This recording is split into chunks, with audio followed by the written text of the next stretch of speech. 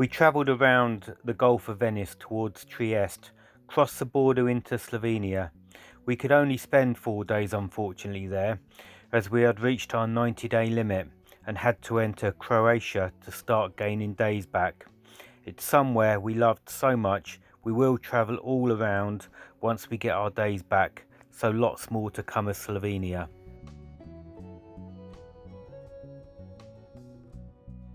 We are driving through an area called Strada Provincial in northern Italy, and it is beautiful, very clean, very spacious, quite diverse because we've got the Dolomites on the left and lots of fields, lots of agriculture, lots of water.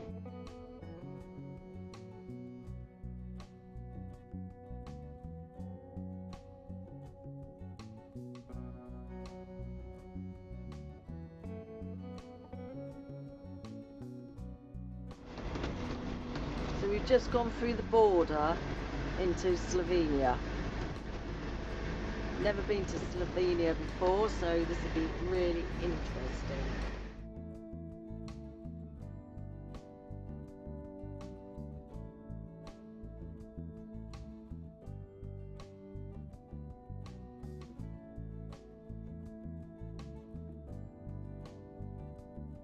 This is where we're staying.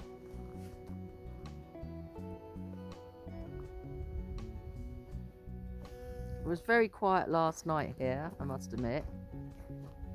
And there is space for 3 to 4 fans, but it was only us.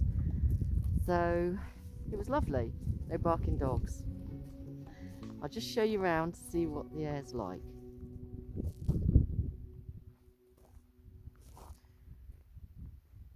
Very peaceful. There are a few cars that come past on their way to work, wherever they live. Oh no, it's because there's nobody around. That's some sort of, well, it's not a house, it's not nobody's house. Look at the lovely mountains over there. Just come through a very quiet hamlet. You can't call it a village, there isn't a village. There's about 4 houses, 5 houses, 12 inhabitants apparently. That's the church up there, we think it is. We're just heading up there, it's not too far away. This is it.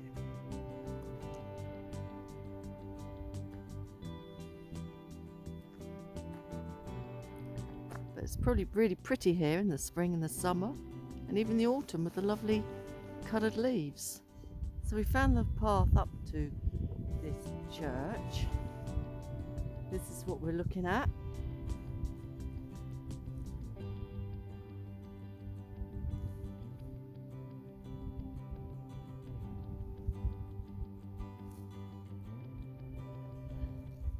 Have a look inside the church. So we found the path up to this church. This is what we're looking at.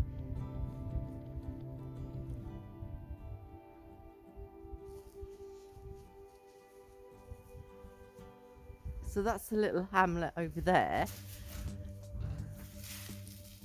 And just past there is where we stayed for the night and tonight, and then we'll move on.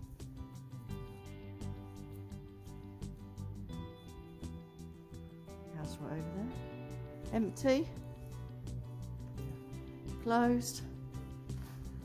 We'd just left our air, which is up in the Slovenian mountains, and we're going to see this cave, caves that are supposed to be absolutely spectacular, and recommended by the chap that looks after the air. And just going to show you around the parking here, because I am really impressed with this. This is parking for buses and motorhomes. So just going to show you around now. I'm going to turn you around. So look at this. This Mark's doing his instructions. Look at this. Amazing.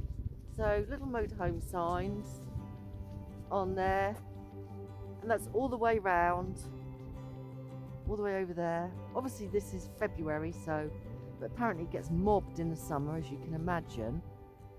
But yeah, I'm really impressed because wherever we've been so far in Europe, which is obviously Spain, France, Italy, and we're now in Slovenia, they have prepared for motorhomes. So everything's set up also for motorhomes. It's really good.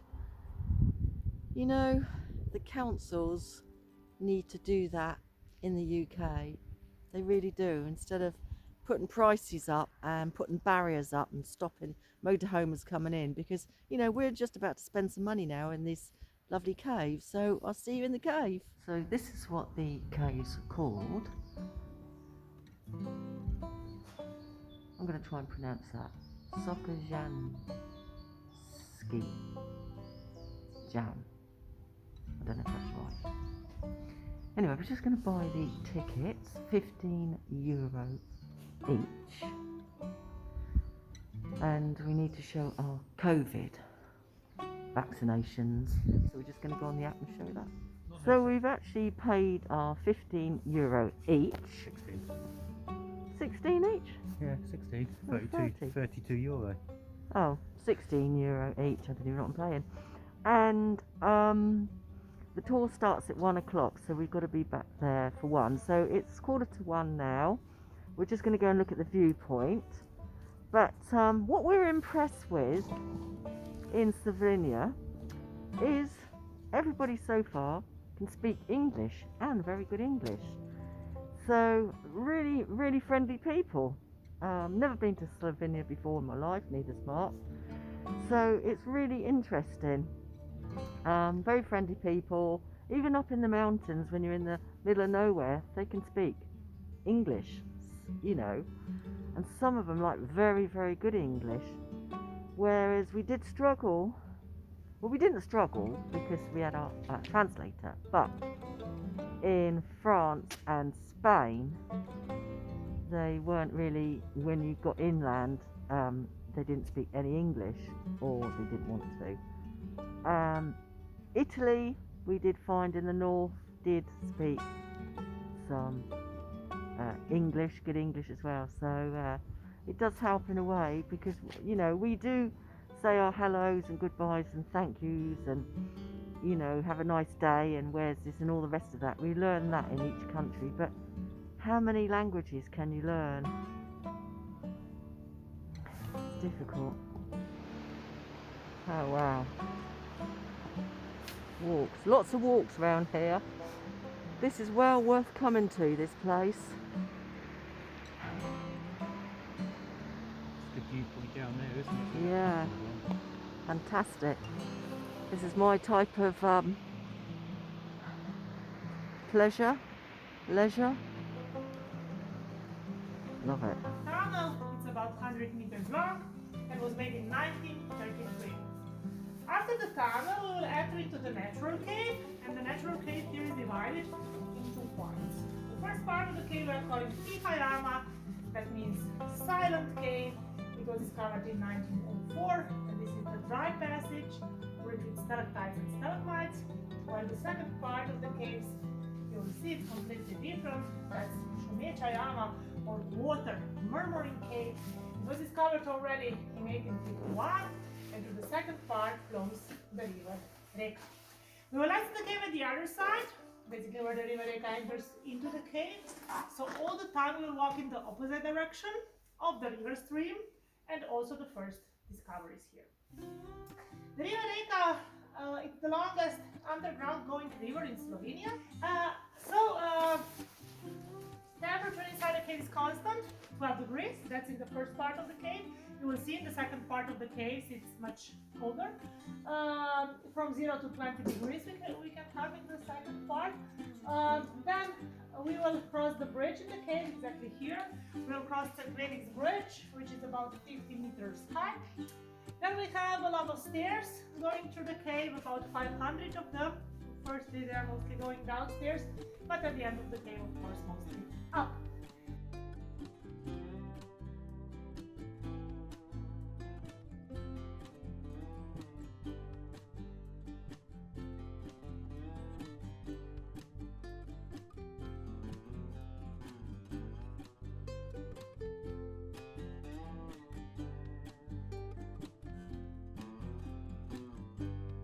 Scotgen Cave was entered as a UNESCO World Heritage Site in 1986 and ranks among the most important caves in the world.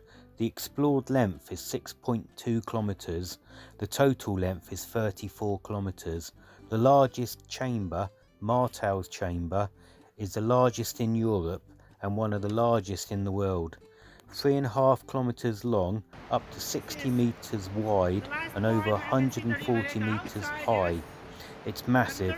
The caves were first started to be explored in 1884. The cave now receives 100,000 visitors per year. The remains of the last flood, the one in 2019, was the level of the water, yes. It was going also inside that hole, yeah. Really a lot of water.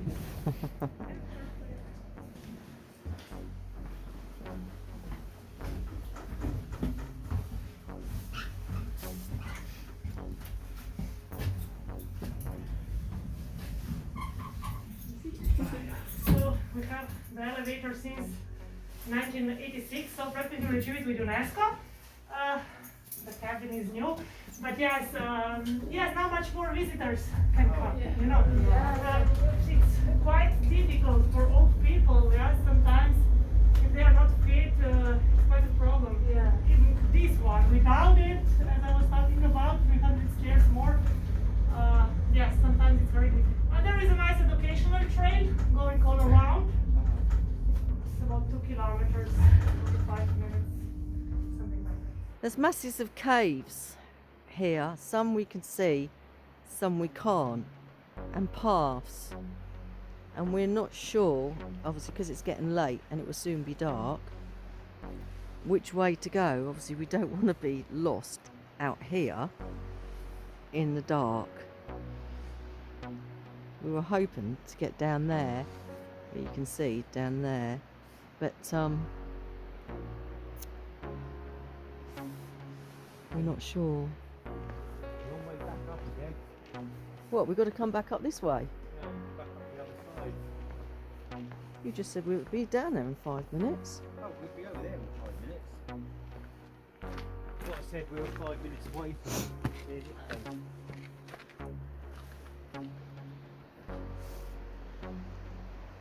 Them houses up there, they're close to, aren't they? Yeah, they are. Got a bit of a fault line in there, isn't it?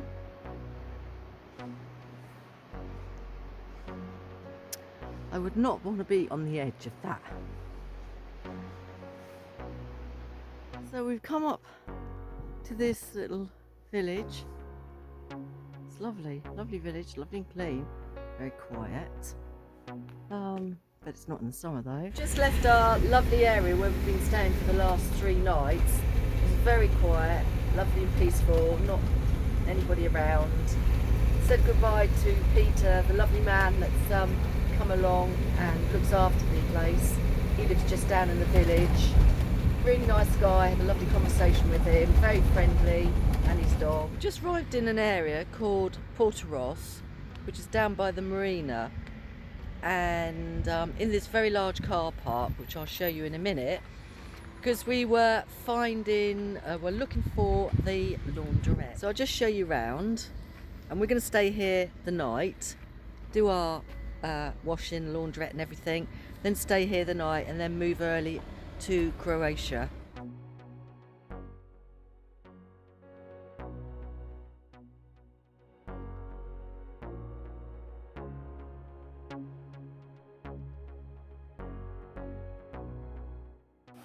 So I'm in this laundrette called the Speed Queen in Croatia in Slovenia.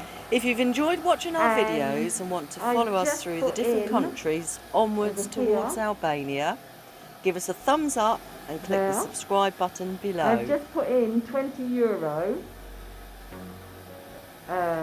note, and it's given me 8 tokens, so it actually owes me €12 because it's run out of tokens. So I've left a note here. Mark's now gone to find or go to the address that's written on here, because we've tried phoning and they're not answering their phone. It is Saturday, so he's now walked to that address on there. Whether he's going to find anybody there or not, who knows. So that's going to be a 30-minute walk, he says, there, and obviously 30 minutes back, so that's an hour. I've put some washing in this washing machine, still in the laundrette, and I emailed the person, and which I found the email on the window there. So I emailed them and said about the change and the money. Anyway, this chap's come along, and he's given me 12 tokens back because I need to do some more washing. But he's also gave me an extra, I think it was 4 or 5 tokens to say sorry. So that's really sweet. So he's filled the tokens back up in the machine, and really apologised profusely, and it was so lovely. So yeah, so thank you for that. So I've got 3 washing machines going. That's only because we haven't done washing for a long time. But anyway, so like I said before, that's the glamorous part of travelling. Everybody's so very friendly in Slovenia. I love it. They really are. You just come in, say hello, have a little chat. Really nice. Feel really safe here. Not that I didn't feel safe. And it's very clean in Slovenia. Very orderly. Drivers are really good. No dogs barking. No dogs go anywhere. And yeah, so really impressed so far. And here's Mark, just back from The top of the mountain. the top of the mountain. A long way. It's a long way. Like Portsdown Hill, yeah. Oh, Portsdown Hill. Yeah, I'm not joking. You probably don't know where Portsdown Hill is, a lot of people, but it is steep and it's a long way. Oh, let's show you the hill where he's pointing. Over there. The hill right in the distance, up there. That's where he's walked? I bet he didn't really. He's probably been in the pub or something. Said to the chap that you'd gone up the hill. I think I No, I didn't say. I didn't know you'd gone up the hill. I But I think- said you'd gone. I think look he at went you. past me. And then I think he went past me again when I was walking down. Tall Look. guy. He was driving. He was in a car. Anyway, see you soon.